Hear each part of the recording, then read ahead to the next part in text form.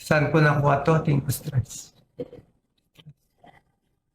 Kaya kayo, huwag kayong magbabasa ng comments sa Facebook. Na-stress ako sa mga comments.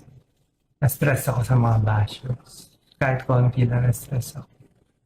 Na-stress ako kasi hindi tunay lahat ng sinasabi. Doc Willie Ong, isang health advocate na tumakbo bilang Vice President noong election 2022, ay patuloy na lumalaban para sa kanyang buhay habang siya ay sumasailalim sa paggamot para sa cancer. Si Ong, kilala sa moniker na Doc Willie, ay ibinahagi ang balita sa kanyang social media platforms noong Sabado. Sabi niya, nakita ng mga doktor ang isang 16 by 13 by 12 cm na sarcoma sa kanyang abdomen. Nakatago ito sa likod ng kanyang puso at nasa harap ng kanyang spine. Ang bukol na ito sobrang laki daw, isa sa pinakamalaki na nakita nila, sabi ni Ong sa isang video post sa kanyang YouTube channel. Dagdag pa niya, nakuha daw niya ang cancer dahil sa stress, dahil sa fake news at dahil sa mga comments na hindi totoo. Ang video ay na-record mula sa kanyang hospital room noong August 29 pero na-delay ang release nito dahil sa seryoso at komplikadong chemotherapy journey ni Doc Willie ayon sa isang post sa kanyang Facebook account. Sabay-sabay natin itong panoorin. Dumating kami dito Sunday night, Monday mga test, Tuesday yung result, biopsy next day, kuha agad. Tapos pinadala pa dugo ko for genetic testing abroad. Nalaman na yung kalaban, ang pangalan, sarcoma. Very rare, marami tayong sarcoma sa atin. Pero yung ganitong sarcoma nagtatago na very aggressive, very big, na inipit na ang liver, ang inferior vena cava, lahat.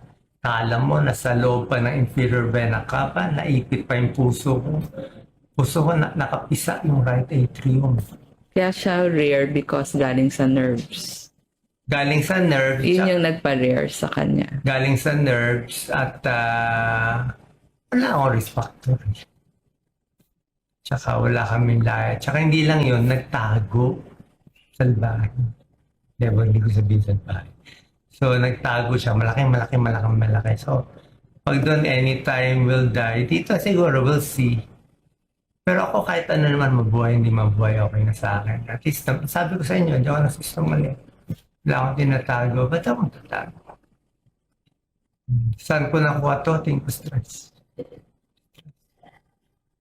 Kaya kayo, huwag kayong magbabasa ng comments sa Facebook.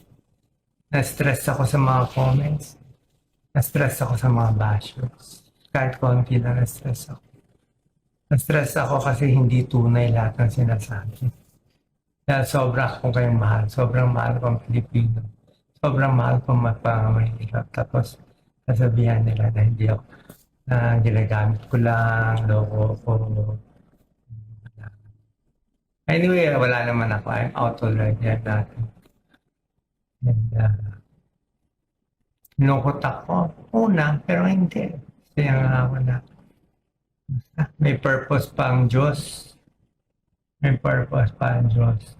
And ang good news, kahapon na Wednesday, Sunday, Monday, Tuesday diagnosis. Wednesday, chemo na agad ako. Ito yung chemo. Dry mouth ako. Nag-chemo na agad ako. Pa-video ako, makakalpo daw ako eh. Maganda kita niyo may buhok. Chemo ko. 3 days chemo. I wait 3 weeks. 3 days chemo. Pray na gagaling. Pero sabi ng doktor ko itong sarcoma, mahirap na kalaban. Isa sa pinakamahirap na cancer na kulang ang research, kulang ang bagong gamot. Medyo miracle. Medyo miracle dapat. Dapat labanan daw ang cancer.